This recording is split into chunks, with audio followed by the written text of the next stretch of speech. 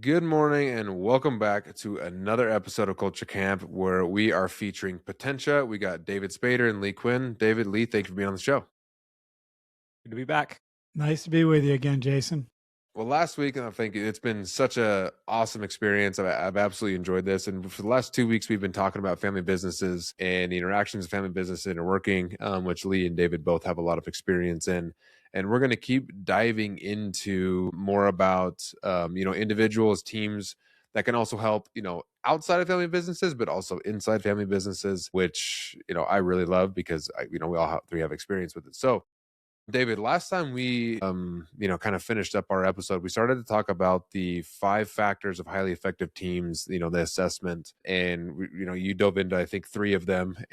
But I really want to dive into more detail because I think that there was so much packed into to that, and, we'll go from there. So David, take it away. All right, thanks. Well, just as a way of review, we talked about the first 3 components for any team, but also especially important in family business teams as we look at what are the work-related teams that we build within families and how do we interact to make sure those are strong. And so the first factor was common purpose. Again, making sure we're headed in the same direction strategically, culturally, et cetera. And so making sure that we're all of the same mind with regards to how favorable or unfavorable our situation is and what those particular actions are going to be is absolutely critical, right? Because if we can't even agree on what game we're playing, or if we're 10 points up or 10 points down, it's going to be really hard to develop a strategy that works for everybody, get everyone on the same page. And then once we've done that, who has the ball where, talking about accountabilities and being really clear about when that baton is passed from one person to the next person. And we're really clear about who's accountable for what results, both positive and negative consequences that go along with that. And then the third part is the effective communication practices, which is often where a lot of organizations start, which is important. We need to have a minimal level of that. But the bottom line is, if we're communicating seemingly smoothly, but we're communicating about the wrong things and we're not clear about who has the ball or our direction, but it's comfortable, that often masks real issues that need to be uncovered first and foremost.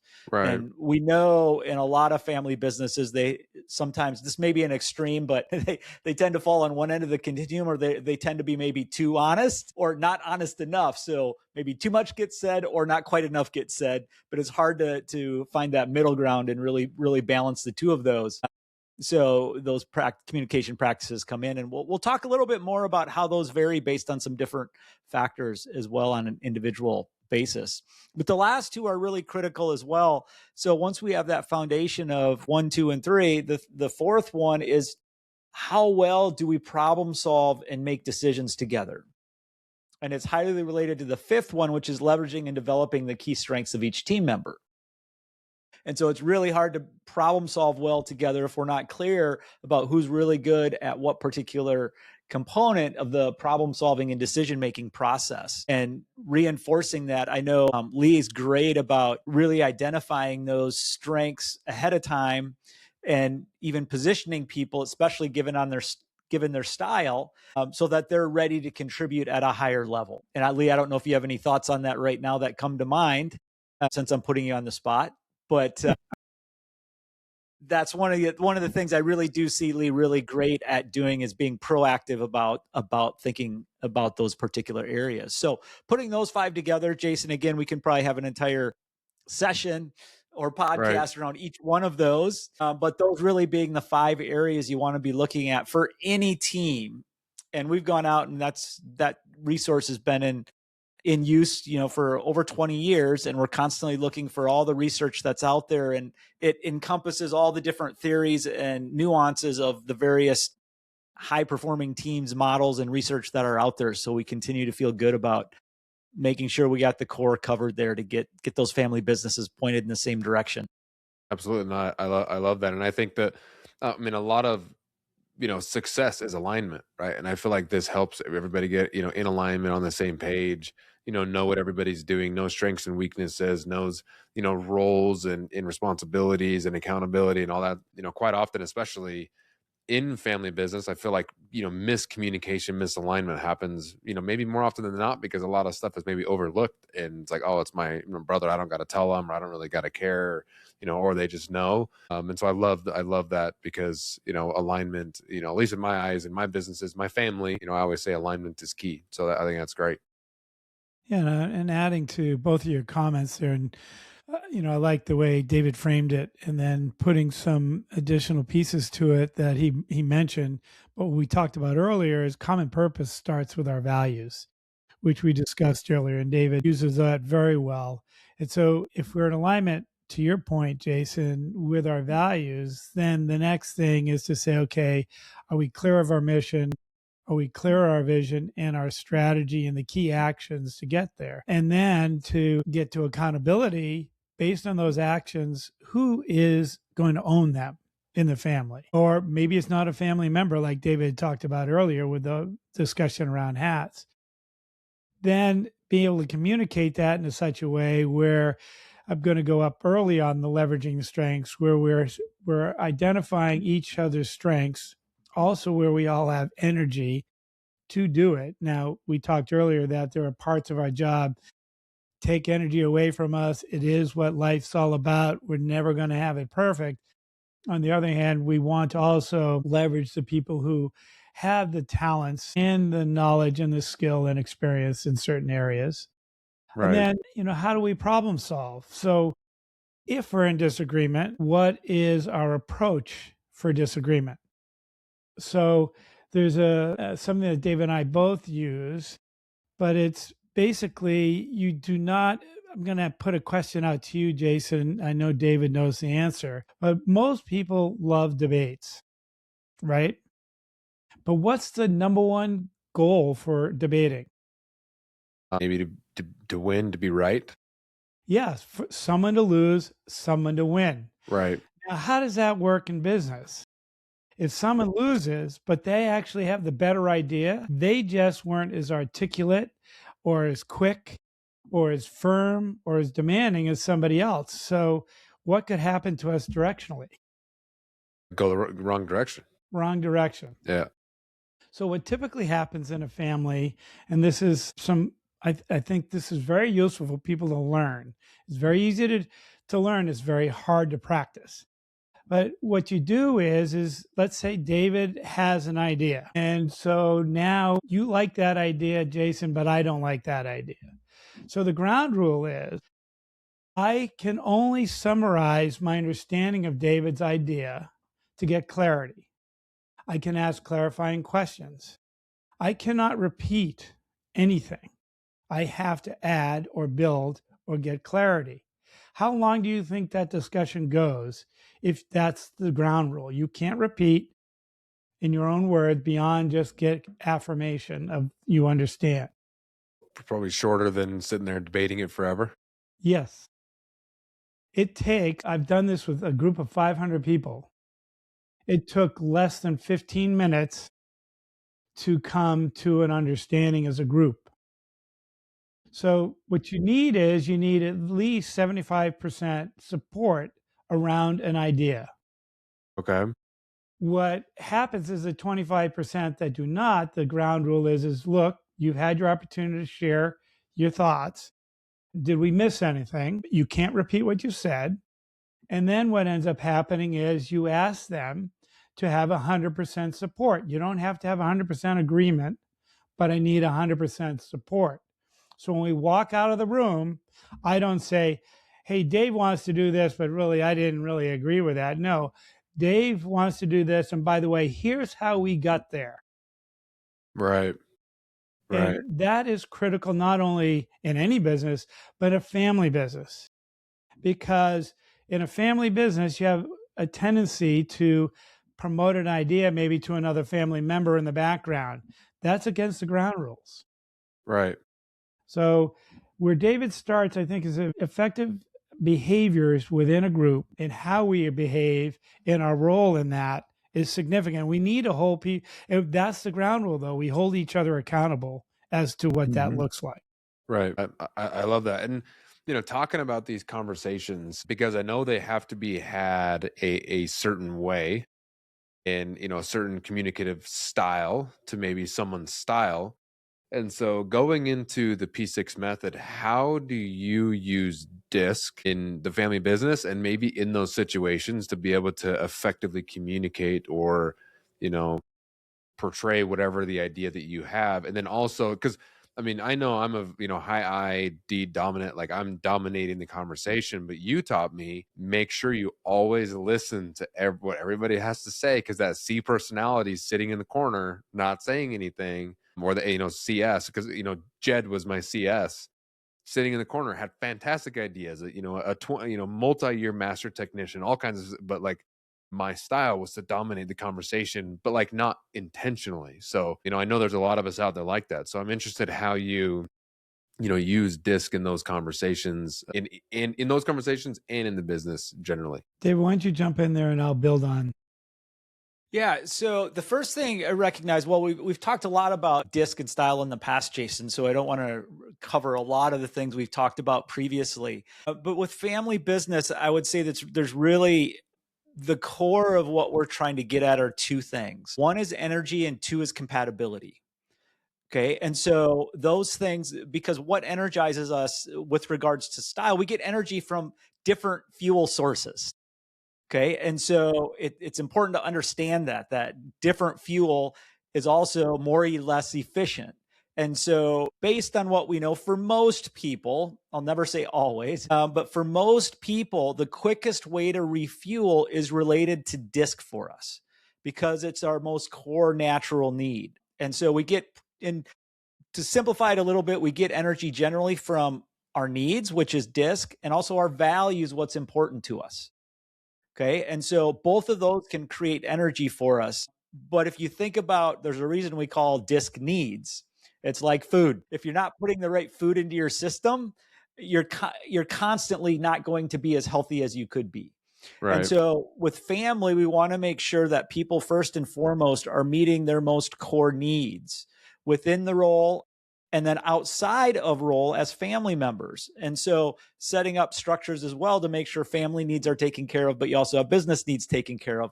It starts there to understand where people's core needs are.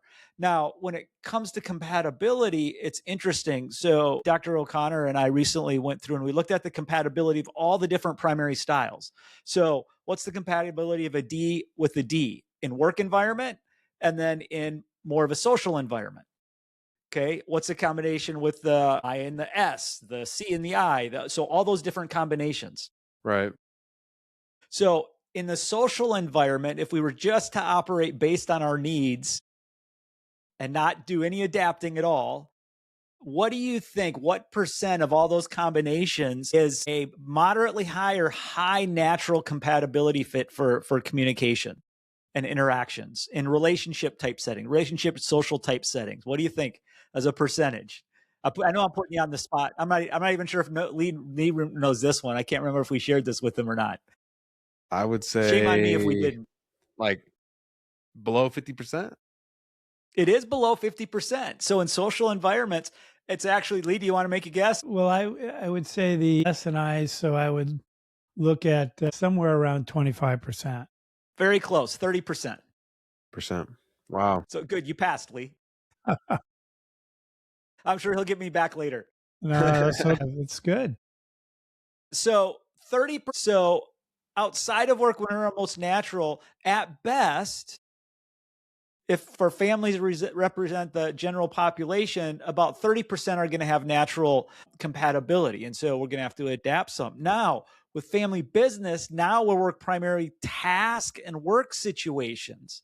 What do you think that compatibility looks like? At least moderately high or high? I would say moderately high. Yeah, moderately high. Okay. It goes down to only 10% are moderately high or high. Wow. Yep. So 90% without us adapting our approach in some way, shape, or form in the work environment, and this is before we add on the family component, the natural compatibility to perform at our best without adapting is only 10%. Wow. Adaptability. Okay? And so starting with those core needs, once you have those core needs met, right? It's like being hangry. If I'm hangry, it's really hard to do higher level thinking.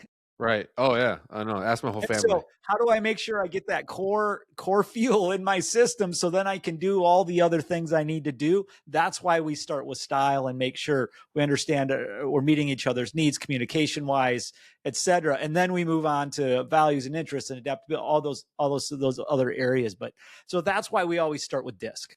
I love that. And to go also with that, and also where you went, Jason, early on about how to adapt myself to somebody. So how to be proactive as an individual with the group. One of the things I talk about with a group are silent voices. So the silent voices in the room are people whose brains are on fire. They're worried or concerned about something, or they see an impact that's going on based on a conversation, but they are not ready to share that. Either if the one that isn't is a cautious thinker because they may not have fully thought it through and they don't think they have it right. The steady relator, they have some idea, but they do not want to disrupt or cause conflict with anybody. So what one also has to understand is not the ones that are talking. Like you said, is who isn't talking. Right. So one of the other ground rules that I like to set up with a group in a family business is, do you know the difference between a 1 seconder in a meeting and a 10 seconder in a meeting? I don't. I don't think I've heard that. So a 1 seconder in the meeting is David will put out a question, and just before he finishes, that individual is diving in to make a comment or a statement or some sort of thought they're going to share. A Okay. 10 seconder is going to be reflecting, more reserved, more quiet, they're more thinking. Doesn't mean the person who is a 1 seconder isn't thinking. It's just the speed for which they can connect their thoughts to the words that they want to share. So one of the things I ask is for all the 1 seconders to count to 10 and all the 10 seconders to count to 5. Okay. Now, what is most interesting is the 1 seconder gets to the same point of time ready to speak as the 10 seconder. So at that moment, I ask the 1 seconder to hold back and allow the 1 seconder to speak.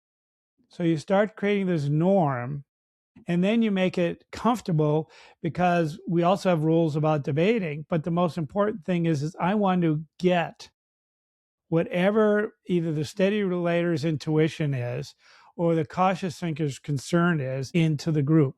So we can use that along with the desire to capitalize on the opportunity that dominant director brings and the impassioned enthusiasm about moving forward with others that the interacting socializer brings. Right. Oh, I And we love that. start doing it consciously. Yeah. No, I love that, especially when you take the assessments and you learn your team. Yes. It's important to get that input from all those different team members, because I know prior to, me working with you, it was kind of me and my COO dominating the conversations, because that's what we were doing. I mean, again, never, I don't think with ill will and in bad intention, but then we would always have a meeting after the meeting with the people that never got to talk. And so then we're like, that's our bad. So I know that helps, a ton. Going to the next, personal values. I know this is very, very important. How do you use personal values with a family business? Well, one of the first things we do is we gather feedback on what people's self-perceived values are. And so we want to understand what their priorities are, what are they aspiring to?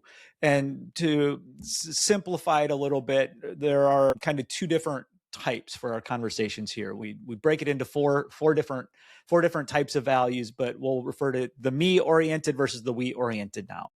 And so the me-oriented, more rights-oriented, focus on taking care of their priorities first and foremost. The we-oriented going to be looking at what's in the best interest of the group, and or the principles driving what should we decide what's right versus wrong, good versus bad. So it's important to understand that, because Jason, if you're a we-oriented leader or parent or brother, and I'm a very me-oriented, and we go to talk about what this company's strategy should be, are we going to look at that very differently? Very differently. Very, very differently. Right? And so understanding that's important. Now, that doesn't mean that we both can't fulfill our values commitments. I want to be clear that people that are me or we oriented are those because those are chosen values oftentimes, or socialized values, but they're those values because that's what they need to be healthy human beings at that point. Now, there are better and worse fits for different roles in organizations and in families. So we want to first be clear, your values type is not right or wrong. It's just like style. Sometimes an I style is a natural fit for an environment. Sometimes it's a C. Same with the values. They have different natural fits for different scenarios that are actually, we can all learn from them. Right. But understanding that fundamental difference and similarities of what we have, this is also why we go back to the company values that Leigh was talking about. Because what happens if we're really devoted to the company values? If I'm me oriented and I know that positive and negative consequences within the company are based on my compliance with the company's values and alignment with the company's values, what's in my own best interest? To follow the company's values. Yeah. Even if they're not what I prefer, if I know that's the only way I get promoted, if that's the only way I get a salary increase, if that's the only way I earn my right for whatever, more vacation or a bonus or whatever it might be, is to follow the company's values, it's really clear. But if we base it on individual values, and now let's say Leigh has values right between the two of us, now we've got three different values perspectives, and we can get into some really challenging, almost impossible to solve knots, because we're trying to come at them from very different viewpoints. And so understanding what those are becomes important. Now, it's also important because we talked about style compatibility. And the thing about style and discompatibility is that often leads to what I would say is less complex conflict. So if you and I just have a preference of speed and pace of conversation, that's relatively easily to solve if either one or both of us adjust our approach just a little. 1 second or 10 second, or that can help solve that issue, what Leigh was just talking about. However, if we're fundamentally on different ends of the value spectrum, and I'm only thinking about what's good for me, and you're only thinking about how do I subvert my needs and values to the greater cause, we're thinking about things very, very differently. And those are more complex to solve. Right. Absolutely. Okay, so they have more complex conflict resolution methods that we're going to need to employ. So that's kind of the theoretical standpoint. What's it look like in real life? I remember working with a family business, and one of the daughters in this business simply asked or said, she made a statement. She said, "Well, when I take over, I just want to let you know I will never work more than 40 hours a week." Well, that's interesting. As the owner and you also want to be the primary leader, the CEO of this company, if it requires, she's like, "No, we'll figure it out." So what was she saying? I and my priorities are more important than everybody else, the entire organization, all our customers, all our employees. And I greatly appreciated the fact that she was honest. Okay, because it allows us to have some real conversations around that. So again, this isn't whether you're ethical or unethical, what we're talking about here. Any one of the four styles can be ethical or unethical. This is about how you go about deciding what's ethical or unethical. Okay. And so she was very honest and very candid, which was wonderful for her to do that. But it clearly also revealed what her values type was telling us. And so, it's pretty obvious. What do you think? Is that is a me-oriented person a better fit than a we-oriented person as a leader? Probably not. No. And we've got plenty of data and research that shows that. And so that doesn't mean they can't. It means that they're going to have to be exponentially more adaptable oftentimes, and understanding that's what's in their own best interest is often in the company's best interest if they're in it for the long term.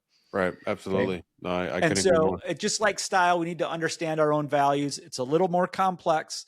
It's a little bit more personal, but it's also critically important. And we call it the silent motivator, because every one of the D, I, S, or C can be me or we oriented. Right. Okay. And there's not really a relationship. So some people might say, oh, the D's are more me oriented because they firmly say, I think. Well, that's not the case. Right. Yeah. I mean, it's just that they're more verbal. Yeah. They could be verbally trying to protect the company or trying to take care of everybody and feel like they have to. Yeah. I could totally see that. And, that's the silent part. right? That's the Right. silent part. They could say, we need to go this way. And what they might be thinking, because that's the only way the company wins, the employees win, the family wins, our vendors win, right? And they're thinking about that. Or they could say, this is the only way we win because this is the only way I get my bonus check, right? But that second part rarely is out loud. But it's critical because it's also how we influence people that especially are more values driven than needs driven. Absolutely. I know, Lee, we talked about adaptability, touched on it when we were talking about DISC. How important is adaptability and how do you use it inside of family business, specifically? Well, I think it flows very nicely with what David was talking about with values. My needs are one thing, so I like to communicate one way, and using your example, Jason, that you've learned over time is, hey, you had to slow down. You had to recognize that there were voices in the room that didn't get to share what they were talking about. And adaptability is first and foremost, which we've talked about before, is first thing is flexibility. So how willing am I to change? And that is my motivation to change. And that's my attitude. I may have a high willingness to change, but I don't have the capability.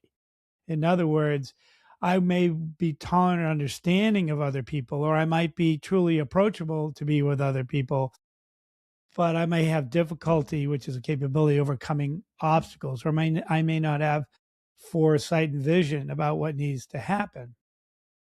And what is most interesting is, and David was highlighting this with values with style. For example, a lot of people feel that a cautious thinker is skeptical and that a cautious thinker is going to be more me focused than we focused because they want to be precise and right. Well, that is not true at all. If they are highly adaptable, a highly adaptable, cautious thinker can be very collaborative, recognizing that they have a challenge around the information, but they know Jason's a go-getter. He likes to be decisive and move quickly.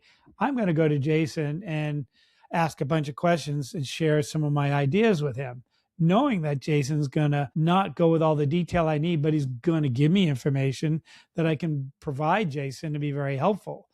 Right. I then can start to be more willing and open to recognizing in this moment, Jason's going to help me advance things.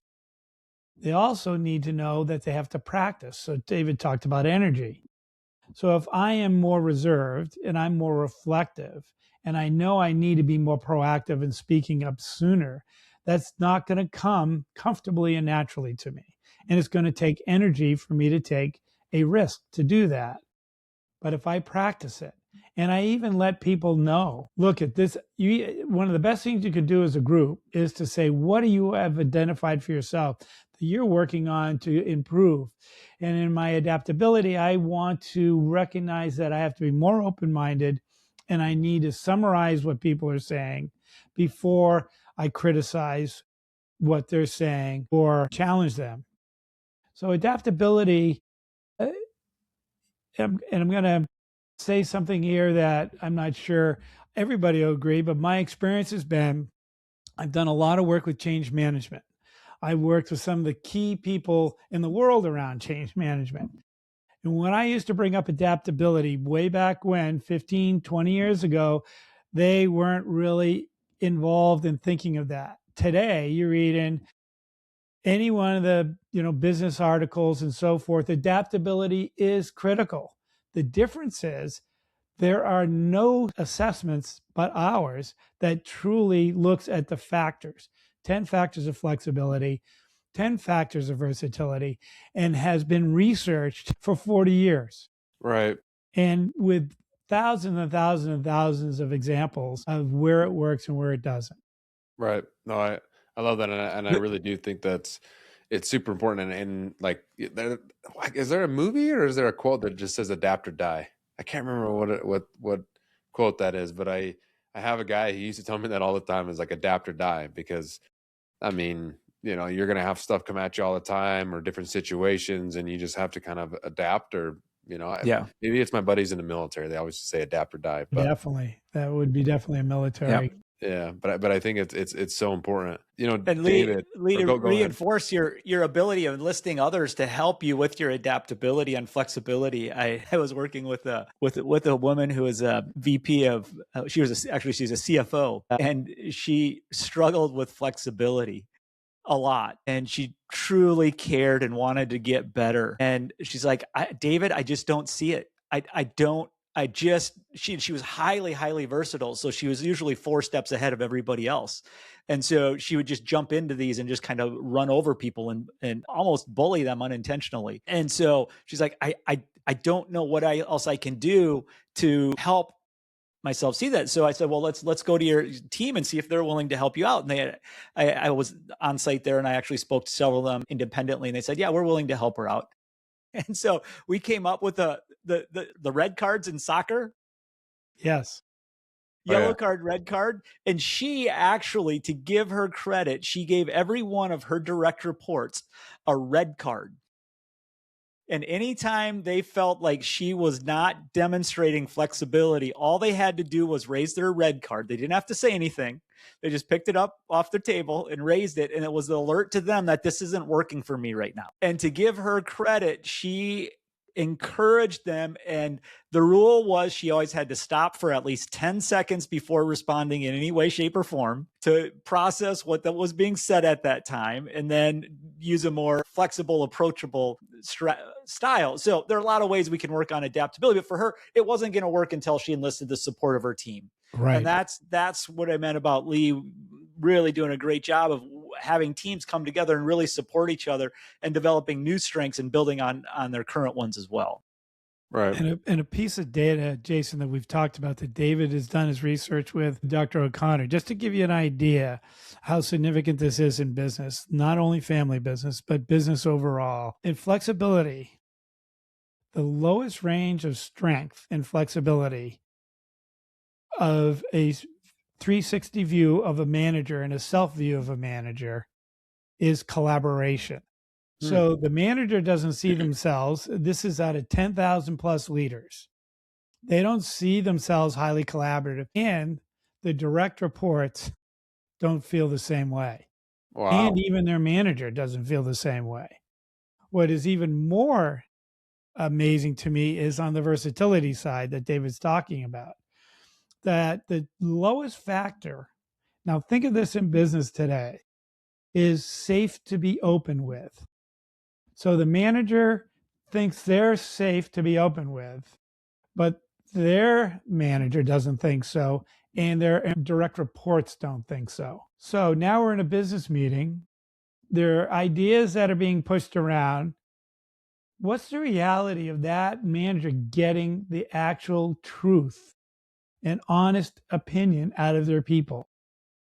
If the number one thing of their versatility is lowest is safe to be open with. Probably not.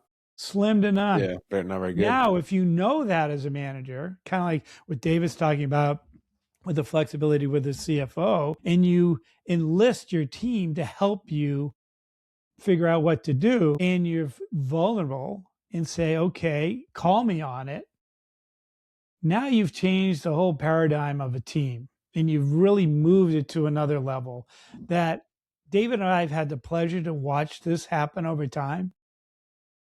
Eventually, it is a seamlessly operating group of people that, one, have great respect for each other, but also will be candid and open with each other because they know it's a safe place to do it and they're not going to be judged. And they know it's going to accelerate what we're trying to do as an organization, achieve success, which is number one, and satisfaction for what we're doing as an organization, a group of people. Right. No, I love that. I think that's huge. David, we're talking about, a lot what goes into P6 and a lot of different things. Interests is a huge one. Personal interests. How does that tie into a family business? Because that's also a dynamic that people run into all the time is, different interests and different things. Yeah, and it's really helpful when we look at long-term fit. And also in family business, like Leigh talked about, working in every role in the business before really, being in more of a leadership role, et cetera. And certainly some of those fits, I'm sure, or some of those jobs fit with his interests well, and some of them probably not so well. Right. As a matter of fact, I think I can guess which ones maybe it was real work to get through. Right. Exactly. And so that's where interests help out. Remember, interests are one of three motivations that determine how satisfied we are in a role. So we have style or and disc, we have our values, and then we have our interests. So interest being that last one, and that's really about what we're most passionate about. And know that about 2/3 of people have interests that are different outside of work than at work. Okay, so for us to be whole humans or a whole person, as we discuss, we need to balance those outdoor or those outside work interests with those of our work interests and make time for those. And again, we can create that space as family business. And the worst thing we can do is put someone in a role where they're highly capable, but they're not that interested or passionate about it. And another example I was thinking about was a situation where I was with a family business and talking about them about their goals and where they want to be. And I asked the question, what would you like to be doing in 5 or 10 years? And one of the responses with one of the women who was in a key role in the organization was, I would like to be doing photography full time. Right. It's been a hobby of mine. I've loved it my entire life. And I would just love to just be a full-time photographer. And not a single other family member knew that. That's interesting. And it was the reason we asked about it was because of something that was on her work interest. I said, well, this is interesting. You've got this really strong, creative and artistic interest. And tell me about that. Where's that appear in your work or outside of work? And she's like, well, it doesn't, because I'm a mom and I've got this other job and the family relies me on this. So it's something I've just always aspired to do. And the coolest thing about that was that when I brought it up with the whole family, they're like, so why are you still working here? Right. We can support you doing that. Let's figure out how to get someone in your job that can do it and actually wants to do it. And let's get you going doing what you want. So that was pretty cool. That's really But cool. oftentimes those are those things that don't get known or said, or we haven't fully probed deep enough to even know ourselves exactly what those passions are to speak them out loud. Right. Oh, I love that. The last thing I want to talk about is prodaptive. It's one of my favorite subjects. I think it's one of my favorite things that's helped me through my career. How do you use prodaptive in a family business? Well, I tell you what, Jason, I think that is an episode in itself. I agree. Okay. I think we should dig into that. That's we're going to leave it there for this one, because that's something that we can really help a lot of family businesses with. I know it's one of the things that really helped me and my brothers in our family business, using some of the language from prodaptive and the principles. So I think we'll reserve that for another episode. I know, I love that, because I was over here sweating, being like, I know I need to ask this, and I know that it's like it could be a 30-minute answer in and of itself. So I'm gonna appreciate. I know, and a lot of listeners out there will have its own episode, which maybe we'll do next time, is talking about prodaptive. I think it's great. I would like to talk one more thing about interest, though, that David brought up that's very valuable. Is, like you said, work and non-work interests can be totally different from one to the other. What's most important is you also match that with style. So a lot of people might say, gee, an interacting socializer, they're not going to get into detail.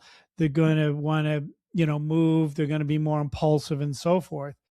Well, if they are technical and they really like things that are technical, what they will do is they will know anything in detail about whatever it is technical for them. So David and I love skiing. I know you too as well, Jason.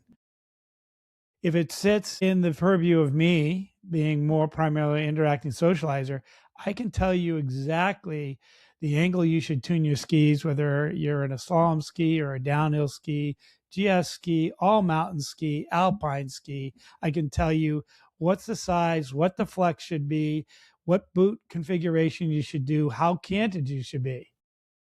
But if you were to ask me something outside of that, so, let's say it was something I didn't have an interest in, I would not go into any detail.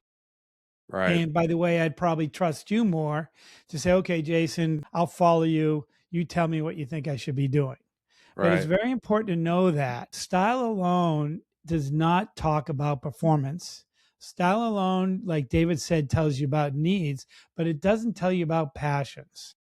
Nope. And that's where interest really separates. And when you're talking about a family business, that's critical to understand. When you're talking business generally, that's critical, because if you're going to go through the progression from, working as staff and then working into middle management all the way up to management, have to know whether that person will have a passion or they have a willingness to adapt and will develop practices that allow them to be successful, even though it might take more energy. Right. I love that. I think it's key. And I think that it goes back from a conversation, I think we had in Fort Lauderdale once, David, I think we talked about it on this podcast, is that, the lady liked to go for her run. And if she doesn't go for her run, it was the guy's assistant. And like, then her whole day is messed up because then all of her, like, that was what she's passionate about. That's her interest. That's where energy, once she checked that off the box, it unleashed, made her feel fulfilled for the day. And mine is the gym. Like, if I don't go to the gym, I feel like I'm dragging all day long. And like, I only went for 20 minutes today and did as much as I could, but I feel like I accomplished something, right? So I think that's important, because I think the more as individuals that we take care of ourselves out of work and our interests and passions, is more as we promote that within our companies and our teams, as more as consultants we can help on companies, unleash that. I think that the kind of, the sky's the limit, right? I think we're really unleashing the full potential of individuals instead of just a task at work. It's unleashing, so much, because quite often, I'm sure when you're skiing, Leigh, you're thinking about business because your mind, you got this idea and your mind's flowing. That's me at the gym. I'm like, sometimes I got to be careful, but I know with Jason, that's why Potentia exists, because 2 of the 3 original partners are skied together. I love that. And I recognize that when Leigh has a technical interest in very specific areas, he goes very deep. So not only did he put me in a really great touring ski boot, but he also helped me get some new golf clubs this year that have been great. So I just leverage that instead of doing the homework myself. I can talk to Leigh, and he loves it. He lights up talking about it. Like, you see him smiling and getting excited right now. So a great example of using someone's passions and leveraging that. Heck yeah. No, I love it. Well, thank you both so much for being on the show. I really, really enjoyed this episode. Looking forward to, the next one and more to come. If you like this episode, please share it. Hit me up at Jason Haugen on Instagram. And as always, Leigh and David are on Potentia.solutions. That's their website. That's where you can find them and their assessments. Yeah, guys, thank you so much. And we'll see you on the next episode of Culture Camp. Thank you. Thanks. Bye. Bye, everybody. Thank you.